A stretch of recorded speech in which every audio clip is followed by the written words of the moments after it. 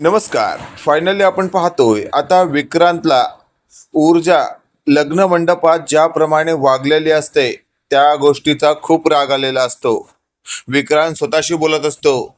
त्या शौर्याच्या बापाने म्हणजेच हर्षवर्धन जहागीरदारने आम्हा सगळ्यांना उल्लू बनवलं आणि स्वतःच्या सुनेच्या तोंडातून आम्हाला बदनाम केलं. असा राग आता विक्रांतच्या मनात खदखदत असतो. आता या सगळ्यावर पडदा टाकण्यासाठी या हर्षवर्धन जहागीरदारच्या फॅमिलीला चांगलाच दणका देण्याचं विक्रांतने ठरवलेलं असतं. त्यासाठी तो आता तीर्था ज्या कॉलेजमध्ये असते त्या कॉलेजच्या गेटजवळ पोहोचलेला असतो. तेवढ्यात आपण पाहतोय आता तीर्था तिच्याच कॉलेजमधील तिचा मित्र गौरव याच्याबरोबर चालत बोलत येत असते आणि समोरून येणाऱ्या तीर्थाला पाहून विक्रांत स्वतःशी बोलत असतो. आता तर या तीर्थाला इथून मी थेट लॉंग ड्राईव्हवर घेऊन जाणार. आणि अशातच आपण पाहतोय अचानकपणे विक्रांत या तीर्थाच्या समोर आलेला असतो. समोर आलेल्या विक्रांतला पाहून तीर्था थोडीशी भांबकते आणि लगेचच बोलू लागते, तू तू इथं काय करतोयस? त्यावर लगेचच आता विक्रांत म्हणत असतो, अगं मी तुला लॉंग ड्राईव्हला न्यायला आलोय. हे वाक्य ऐकल्यावर तीर्था म्हणत असते, मी नाही येणार. त्यावर विक्रांत म्हणत असतो, तुला माहिती आहे ना मला नाही ऐकायची सवय नाहीये. हे वाक्य ऐकल्यावर मात्र तीर्था म्हणत असते, हे काय बोलतोयस तू? माझं आता कॉलेज आहे आणि कॉलेजमधून आता मला कुठेच बाहेर जायचं नाहीये. तेवढ्यात विक्रांत म्हणत असतो, मी चल म्हणतोय ना. आता बाजूला विक्रांतच्या समोर उभा असलेला गौरव हा तीर्थाचा मित्र असतो. तो लगेचच बोलत असतो, दीडशाण्या, ती जर नाही म्हणते तर तू तिच्यावर जबरदस्ती का करतोयस? चल निघ इथून. आता विक्रांतला गौरवने अशा भाषेत बोलल्यामुळे विक्रांतचा इगो दुखावलेला असतो. लगेचच आता विक्रांत बोलत असतो, दीडशाणा कोणाला बोलतोयस तू? तू ओळखतोस का मला, मी कोण आहे ते? हे वाक्य ऐकल्यावर आता गौरव म्हणत असतो, तू कोणी असशील त्याने मला काही फरक पडत नाही. तू आत्ताच्या आत्ता इथून निघ, नाहीतर तुझी अवस्था अत्यंत बिकट करेन.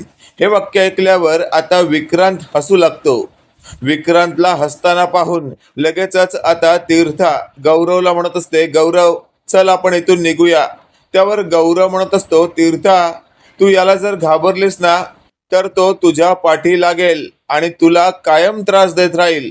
त्याला आत्ताच्या आत्ता असा धडा शिकवूया ना जेणेकरून उद्या मागे लागणं तुझ्या बंद करून टाकेल तो. तेवढ्यात विक्रांत म्हणत असतो, दीडशाण्या, तू मला या ठिकाणाहून बाहेर काढण्याचा प्रयत्न करतोयस काय? लक्षात ठेव, ही जी तीर्थ आहे ना हिच्याबरोबर माझं लग्न फिक्स झालंय आणि आम्ही लवकरच लग्न करणार आहोत. त्यामुळे तू आमच्या दोघांच्या मध्ये पडू नको. त्यावर तीर्था बोलू लागते, विक्रांत काही काय बोलतोस तू? मी तुझ्याशी अजिबातच लग्न करणार नाहीये, त्यामुळे तू इथून जा. त्यावर विक्रांत म्हणत असतो, तू मला नकार कसा काय देऊ शकतेस? तू विसरतेस का तुमच्यापेक्षाही जास्त प्रॉपर्टी माझ्या पप्पांकडे आहे? हे सगळं ऐकल्यावर तीर्था म्हणत असते, हेच तर मला आवडत नाहीये ना की प्रॉपर्टी तुझ्या पप्पांकडे आहे, तुझं स्वतःचं काय आहे? त्यावर विक्रांत म्हणत असतो, जर माझ्या पप्पांनी अमाप पैसा कमवून ठेवला आहे तर मी पैसा का कमवू? हे वाक्य ऐकल्यावर गौरव म्हणत असतो, दिसली तुझी लायकी.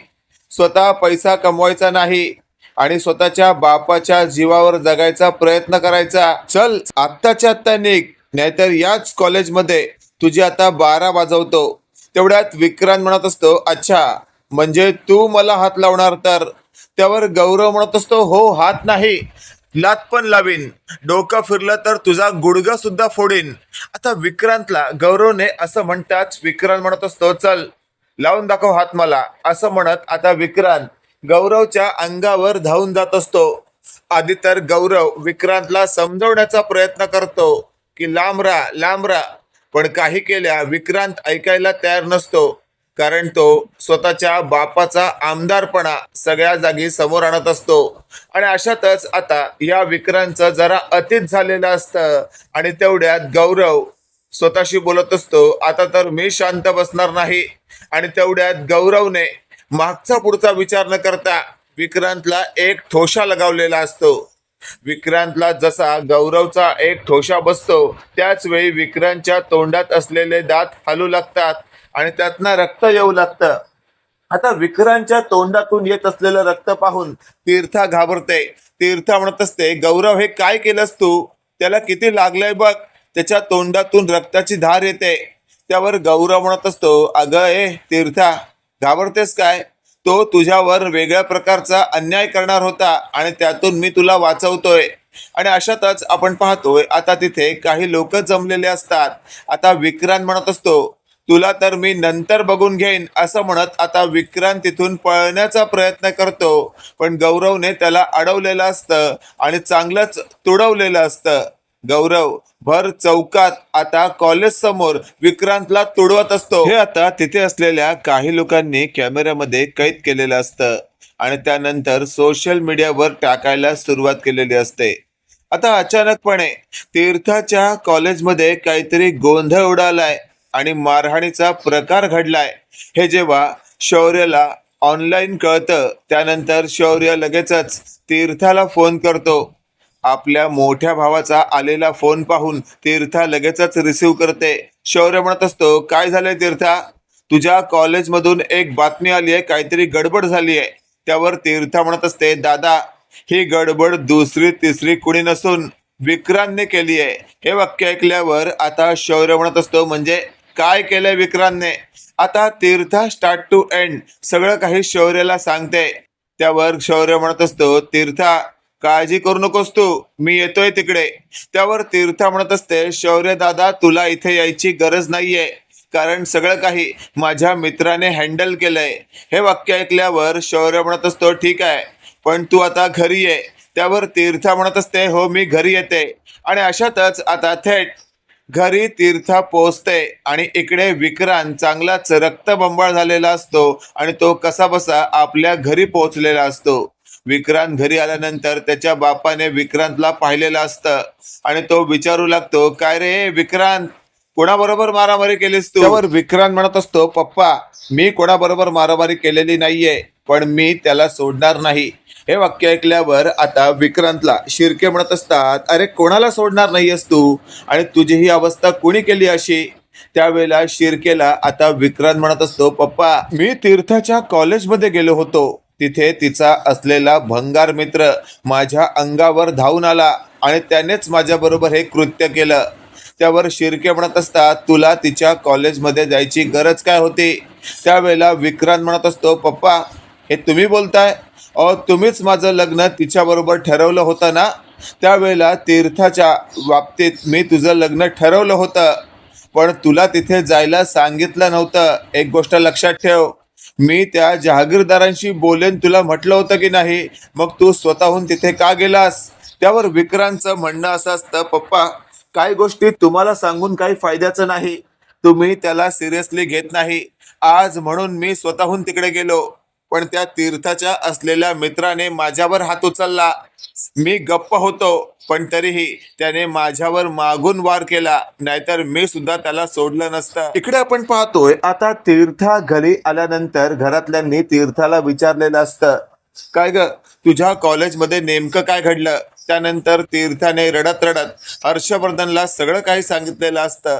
हर्षवर्धन म्हणत असतो, तीर्था बेटा तुला काळजी करायची गरज नाहीये, त्या विक्रांतचा बंदोबस्त मी करतो. आणि अशातच आता कुमुदिनी तिथे आलेली असते. कुमुदिनी म्हणत असते, हर्षवर्धन तू फक्त बोलतोस, तुझ्याकडून त्या विक्रांतचा बंदोबस्त अजिबातच होणार नाही, कारण मी तुला चांगलं ओळखते. तू त्या विक्रांतच्या बापाला म्हणजे शिर्केला घाबरतोस, कारण तो आमदार आहे. पण एक गोष्ट लक्षात ठेव, तुझी आई सुद्धा एक ज्येष्ठ वकील आहे आणि तिची ओळख त्या आमदारापेक्षा जास्त आहे. गरज पडली तर त्याची आमदारकी रद्द करण्याची सुद्धा माझ्यात धमक आहे. हे वाक्य ऐकल्यावर हर्षवर्धन म्हणत असतो, आईसाहेब खरं तर आता मला तुमचीच गरज भासणार आहे, तुमचा हात सदैव माझ्या पाठीशी राहू दे. त्यावेळेला हर्षवर्धनला कुमुदिनी म्हणत असते, हर्षवर्धन आई आहे मी तुझी, माझा हात काय, माझा आशीर्वाद एनी टाइम तुझ्या बरोबर असणार आहे. आणि तीर्थाच्या बाबतीत तर मी कधीच काही चुकीचं होऊ देणार नाही. म्हणूनच तर त्या दिवशी मी तुला म्हटलं होतं, माझ्या ओळखीत 2 ते 3 चांगली स्थळं आहेत, पण तू काय म्हणालास की तीर्थाच्या बाबतीत मी लग्नाचं बघेन, बाकी कोणी लक्ष द्यायचं नाही. बोल, काय विचार करतोयस? माझ्या ओळखीतील त्या स्थळांना आपण जाऊन भेटायचं का? हे वाक्य ऐकल्यावर हर्षवर्धन म्हणत असतो, आईसाहेब अगदी बरोबर बोलताय तुम्ही. आता तर तीर्थाच्या बाबतीत आपण योग्य तो निर्णय घ्यावाच लागणार आहे, कारण आपल्याला आता फार काही वाट बघायची गरज नाही. आणि अशातच आता हर्षवर्धनने शिर्केला फोन केलेला असतो. हर्षवर्धन म्हणत असतो, शिर्के साहेब, आज तुमच्या मुलाने जे काही केलं ना ते अगदीच चुकीचं आहे. त्याला समजवा, नाहीतर त्याची अवस्था मी अशी करून ठेवीन ना की उद्या त्याला तुम्हाला अगदी समजवताना नाकी नऊ येईल. हे वाक्य ऐकल्यावर आता शिर्के म्हणत असतो, वकील साहेब, काय चुकीचं वागला तो? आपण दोघांनी मिळून तीर्थ आणि विक्रांतचं लग्न ठरवलं होतं. तो फक्त कॉलेजमध्ये तीर्थाला भेटायला गेला, तर तीर्थाने तिच्या मित्राबरोबर असं डील केलं की या विक्रांतला तुडव. हे योग्य होतं का? त्यावर हर्षवर्धन म्हणत असतो, तीर्थाने मला सगळं काही सांगितलंय. या विक्रांतने कॉलेजमध्ये जाऊन खूपच धांगडधिंगा घातला, म्हणूनच नाईलाजास्तव तीर्थाच्या मित्राला या विक्रांतला तुडवावं लागलं. त्यावर शिर्केचं म्हणणं असं असतं, पण तरीही तुम्ही या संदर्भात आता पुढचा काय तो निर्णय लवकरच मला द्या. त्यावर हर्षवर्धनने असं म्हटलेलं असतं, शिर्के साहेब, तुम्हाला वाटलंच कसं की मी माझ्या मुलीचा हात तुमच्या मुलाच्या हातात देईन? अहो, तो तर एक नंबरचा नालायक आहे. त्याने पद्माबरोबर जे काही केलं, त्यानंतर तर मी या विक्रांतला माझ्या मुलीच्या बाजूला सुद्धा उभं करणार नाही. दूरची गोष्ट आहे की माझ्या मुलीचं लग्न मी तुमच्या मुलाबरोबर लावून देईन. हे सगळं ऐकल्यावर मात्र आता शिर्के म्हणत असतो, अच्छा, म्हणजे आपली सोयरीक होणार नाहीये. तर त्यावेळेला शिर्केला आता हर्षवर्धन म्हणत असतो, अजिबातच नाही. मला तुमचा मुलगा आता जावई म्हणून अजिबातच नकोय. आणि यापुढे जर तुम्ही हा विषय पुन्हा काढलात तर लक्षात ठेवा, माझ्यापेक्षा डेंजरस कोणी नसणार. हे वाक्य ऐकल्यावर आमदार शिर्के म्हणत असतो, अरे हर्षवर्धन जहागीरदार, डेंजरसची भाषा करू नको. मी आमदार आहे आणि आमदाराची काय पौच असते हे तुला दाखवून देऊ का? हे वाक्य ऐकल्यावर मात्र आता हर्षवर्धन म्हणत असतो, वाटलंच मला, तुम्ही आता स्वतःच्या आमदारकीवर येणार. पण तुम्हाला सुद्धा आठवण करून देतो, आमच्या आईसाहेब ज्येष्ठ वकील आहेत आणि त्यांच्याच कृपेने तुम्ही आमदार बनला आहात. तर त्यांची कृपा जर तुमच्यावर पुन्हा झाली तर तुम्ही आमदारकीवरनं खाली सुद्धा येऊ शकता. हे सगळं ऐकल्यावर आता आमदार शिर्के स्वतःशी बोलत असतो, अरे बापरे, हे तर मी विसरलो होतो की कुमुदिनी मॅडमच्या कृपेनेच मी आमदार झालोय. उद्या जाऊन जर ह्यांच्या विरोधात काही करण्याचा प्रयत्न केला तर कुमुदिनी मॅडम तर वाघीण आहे, ती तर फाडून खाईल. आता तर मला मागचा पुढचा विचार करत सगळं काही प्लॅन आखावा लागेल. आणि अशातच आता हर्षवर्धनने फोन ठेवलेला असतो. तेवढ्यात विक्रांत म्हणत असतो, पप्पा, काय ठरलं सांगा मला लवकर. त्यावर विक्रांतचा सणसणीत थोबाड फोडत आमदार शिर्के म्हणत असतो, तुला किती वेळा समजवलंय, डोकं ठिकाणावर ठेव आणि दारू ढोसून कुठेही जाऊ नको. काय गरज होती तुला दारू ढोसून त्या तीर्थाच्या कॉलेजमध्ये जायची? त्यावेळेला विक्रांत म्हणत असतो, पप्पा, काय चुकीचं वागलोय का मी? त्यावेळेला आमदार शिर्के म्हणत असतो, अरे नालायका, तुला एका गोष्टीचं भान असायला हवं की तुझा बाप आमदार आहे आणि 4 लोकांना मदत करतो. त्या बाबतीत तुला जर काही गोष्टी समजत नसतील तर तू वेडवाकडं वागायचं नव्हतं. त्यावेळेला विक्रांत म्हणत असतो, पप्पा, मला तर एक गोष्ट कळत नाहीये, तुम्हाला नेमका प्रॉब्लेम कोणत्या गोष्टीचा आहे? मी दारू ढोसली याचा की मी दारू ढोसून त्या तीर्थाच्या कॉलेजमध्ये गेलो याचा?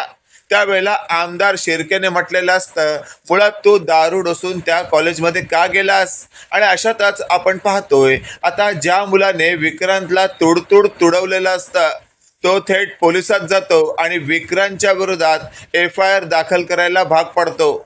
आणि त्यात त्याने असं नमूद करायला सांगितलेलं असतं की हा विक्रांत आता माझ्या जीवावर उठणार आहे. त्याने मला धमकी दिली आहे आणि तीर्थ आणि माझ्या कॉलेजमध्ये येऊन आम्हाला खूपच त्रास आणि आमच्यावर हात उचलत होता. आता FRI दाखल केल्यानंतर पोलिसांनी विक्रांतला उचलण्यासाठी आपली एक तुकडी आमदार शिर्केच्या घरात पाठवलेली असते. आमदार शिर्के घरात आलेल्या पोलिसांना म्हणत असतो, काय मग इन्स्पेक्टर साहेब, आज कसे इकडे वाट चुकलात?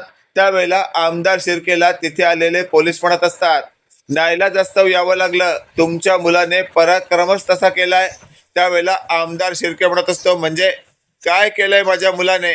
तेवढ्यात पोलिसांनी आमदार शिर्केला नेमकं तुमच्या मुलाला आम्ही का अरेस्ट करायला आलोय हे सगळं समजावल्यानंतर आता इन्स्पेक्टर साहेब म्हणत असतात, बोला आमदार शिर्के, काय करायचं आता? त्यावर आमदार शिर्केने असं म्हटलेलं असतं की आत्ताच्या आत्ता या नालायकाला घेऊन जा, कारण हा 1.5 दमडीचा आहे, हा कधी कसा वागेल काही सांगता येत नाही. आणि अशातच आता पोलिसांनी मागचा पुढचा विचार न करता विक्रांतच्या हातात बेड्या ठोकलेल्या असतात आणि त्याला फरफटत त्याच्याच घरातून बाहेर काढलेलं असतं. विक्रांतची अवस्था आता तिथे असलेल्या मीडियाने सोशल मीडियावर लाईव्ह दाखवलेली असते आणि त्यानंतर तिथे एकच गदारोळ माजलेला असतो, कारण झालेली गर्दी आता विक्रांतला सगळेच हाय हाय म्हणत असतात. विक्रांत आता पोलिसांना हात जोडून म्हणत असतो, एकदाच हात जोडतो, पुन्हा पुन्हा जोडणार नाही, प्लीज मला सोडा, नाहीतर माझ्या वडिलांनी तुमच्या विरोधात काही केलं तर उद्या जाऊन तुम्हा सगळ्यांना खूप भारी पडणार आहे. हे सगळं ऐकल्यानंतर आता आमदार शिर्के लगेचच इन्स्पेक्टरच्या मदतीने विक्रांतला म्हणत असतो, नालायका, शब्द जपून वापर, तुझा बाप आमदार आहे आणि जर तू असल्या प्रकारचं वक्तव्य करणार असशील तर काडी मात्र कुत्राही तुला विचारणार नाही. आणि अशातच आता स्वतःच्या बापाने आपल्याला अजिबातच किंमत दिलेली नाहीये हे जेव्हा विक्रांतला फायनली कळतं, त्यावेळेला विक्रांत स्वतःशी बोलत असतो, संपलं आता, आता आपण काहीच करू शकत नाही. मित्रांनो, नेमकं काय वाटतं तुम्हाला? येत्या काळामध्ये आपण काय नवीन करू शकतो? कमेंट करून नक्की कळवा. आणि आजचा भाग तुम्हाला नेमका कसा वाटला कमेंट करून नक्की कळवा. आणि अशाच नवनवीन अपडेट पाहण्यासाठी व्हिडिओला लाईक आणि चॅनलला नक्की सबस्क्राईब करा. धन्यवाद.